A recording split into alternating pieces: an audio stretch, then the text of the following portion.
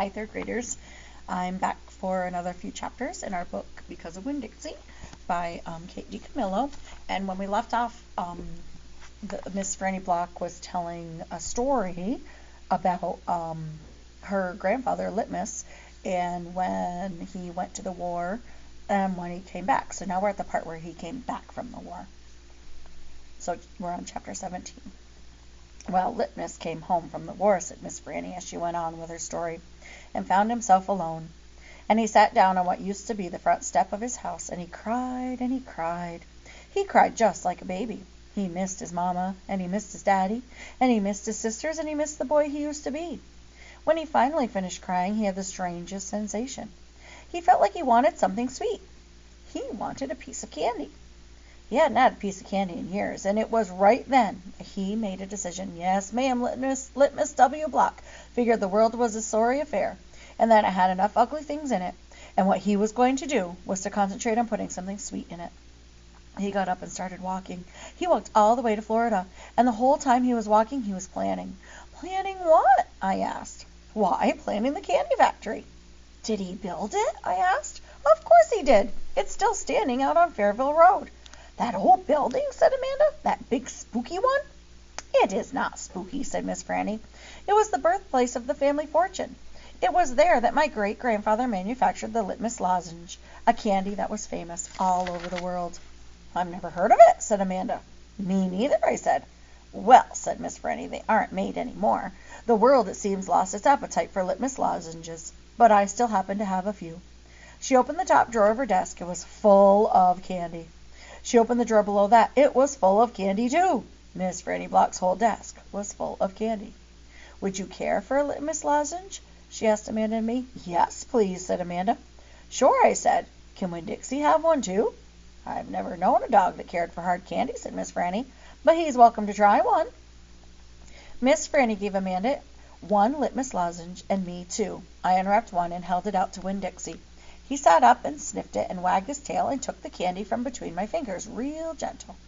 He tried to chew on it, and when that didn't work, he just swallowed the whole thing in one big gulp. Then he wagged his tail at me and lay back down. I ate my Litmus lozenge slow. It tasted good. It tasted like root beer and strawberry and something else I didn't have a name for, something that made me feel kind of sad. I looked over at Amanda, and she was sucking on her candy and thinking hard. Do you like it? Miss Franny asked me. Yes, ma'am, I told her. What about you, Amanda? Do you like the Litmus lozenge? Yes, ma'am, she said, but it makes me think of things that I feel sad about. I wondered what in the world Amanda Wilkinson had to feel sad about. She wasn't new to town. She had a mama and a daddy. I had seen her with them in church. There's a secret ingredient in there, Miss Franny said. I know it, I told her. I can taste it. What is it? Sorrow, Miss Franny said. Not everybody can taste it. Children especially seem to have a hard time knowing it's there. I taste it, I said. Me too, said Amanda. Well then, Miss Franny said, you've probably both had your share of sadness. I had to move away from Watley and leave all my friends, I said. That's one sadness I have had. And Dunlap and Stevie Dewberry are always picking on me. That's another sadness. And the biggest one? My biggest sadness is that my mama left me when I was still small, and I can hardly remember her. I keep hoping I'll get to meet her and tell her some stories. It makes me miss Carson, said Amanda. She sounded like she was going to cry. I have to go. And she got up and almost ran out of the Herman W. Block Memorial Library. Who's Carson? I asked Miss Franny. She shook her head. Sorrow, she said. It is a sorrow-filled world. But how do you put that in a piece of candy? I asked her. How do you get that taste in there? That's the secret, she said. That's why Litmus made a fortune. He manufactured a piece of candy that tasted sweet and sad at the same time. Can I have a piece to take to my friend Gloria Dump, and another one to take to Otis down at Gertrude's Pets, and one for the preacher, and one for Sweetie Pie too? You may have as many as you want, said Miss Franny. So I stuffed my pockets full of Litmus lozenges, and I thanked Miss Franny for her story, and I checked out Gone with the Wind, which was a very big book. And I told Winn Dixie to get up, and the two of us left and went over to Gloria Dump's. I rode right past the Dewberry's house. Dunlap and Stevie were playing football in the front yard, and I was just getting ready to stick my tongue out at them. But then I thought about what Miss Franny said, about war being awful, and I thought about what Gloria Dump said, about not judging them too hard. So I just waved instead. They stood there and stared at me, but when I was almost all the way past, I saw Dunlap put his hand up in the air and wave back. "Hey!" he hollered. "Hey, Opal!" I waved harder, and I thought about Amanda Wilkinson and how it was neat that she liked a good story the same as I did. And I wondered again, who was Carson? Chapter 18. When we got to Gloria Dump's, I told her I had 2 surprises for her and asked which one did she want first, the small one or the big one. "The small one," said Gloria. I handed her the litmus lozenge, and she moved it around in her hands, feeling it. "Candy?" she said. "Yes, ma'am," I told her. "It's called a litmus lozenge." "Oh, goodness, yes, I remember these candies. My daddy used to eat them." She unwrapped the litmus lozenge and put it in her mouth and nodded her head. "Do you like it?" I asked her. She nodded her head slowly. "It tastes sweet, but it also tastes like people leaving." "You mean sad?" I asked. "Does it taste like sorrow to you?" "That's right," she said. "It tastes sorrowful, but sweet. Now, what's surprise number 2? "A book," I said. "A book?" "Uh-huh," I said. "I'm going to read out loud to you. It's called Gone with the Wind. Miss Franny says it's a great book. It's about the Civil War. Do you know all about the Civil War?" "I have heard it mentioned a time or two," said Gloria, nodding her head and sucking on her litmus lozenge. "It's going to take us a long time to read this book," I told her. "There are 1,037 pages."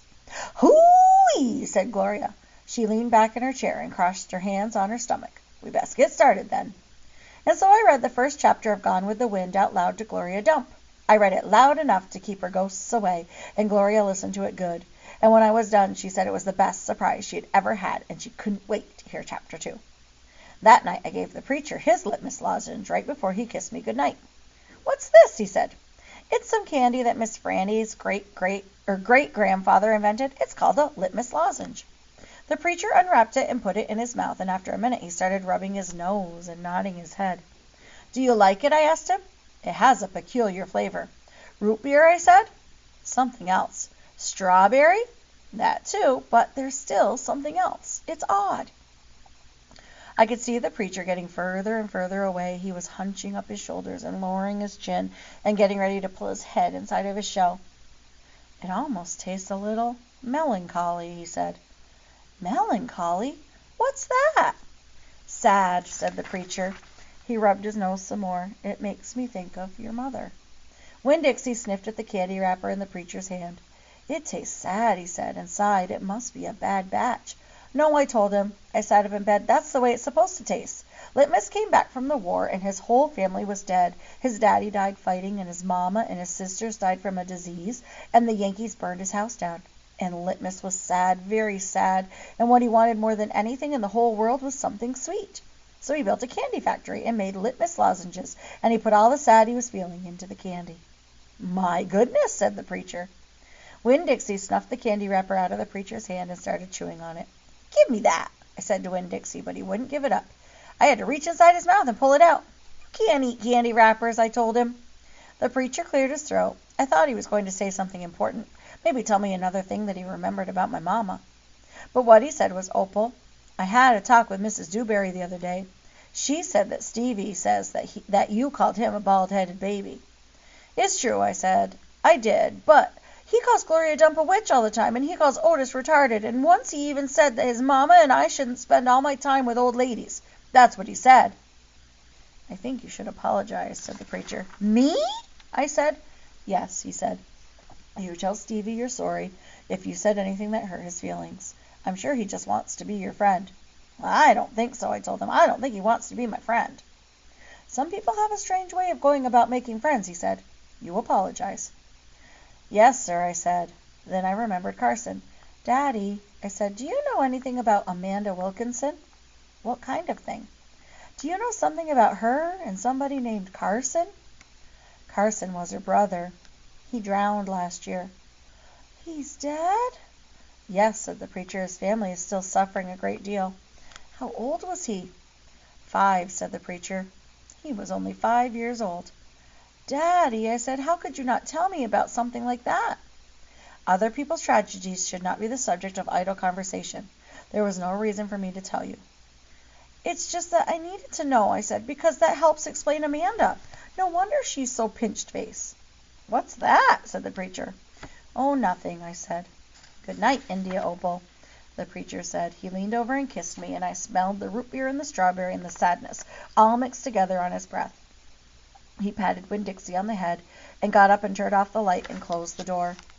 I didn't go to sleep right away. I lay there and thought how life was like a litmus lozenge, how the sweet and the sad were all mixed up together, and how hard it was to separate them out. It was confusing. "Daddy!" I shouted. After a minute he opened the door and raised his eyebrows at me. "What was that word you said? The word that meant sad?" "Melancholy," he said. "Melancholy," I repeated. I liked the way that it sounded, like there was music hidden somewhere inside it. "Good night now," the preacher said. "Good night," I told him back. I got up out of bed and unwrapped a litmus lozenge and sucked on it hard and thought about my mama leaving me. That was a melancholy feeling. And then I thought about Amanda and Carson, and that made me feel melancholy too. Poor Amanda. And poor Carson. He was the same age as Sweetie Pie, but he would never get to have his 6th birthday party.